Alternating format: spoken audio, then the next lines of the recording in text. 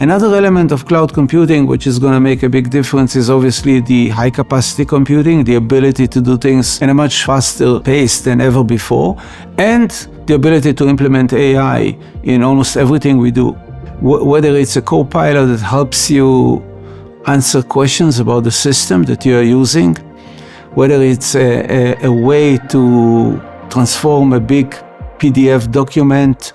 with formulas into a bill of process and put it automatically into the MES with no human intervention and do it flawlessly with no mistakes. Whether it's the ability to help you make decisions on how to take a block of raw material, you have a 3D model, and how to go from the block of raw material to the 3D model in a certain number of steps, but in a way that will reduce the content of the knowledge that the employee needs to know. And the fourth element is data. There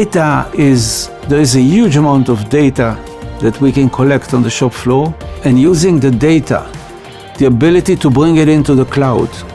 to do a data lake, to contextualize it and to analyze it with AI tools is going to make a huge difference in our ability to really understand what is happening on the shop floor and how a better design in the next level is going to help us do a better job.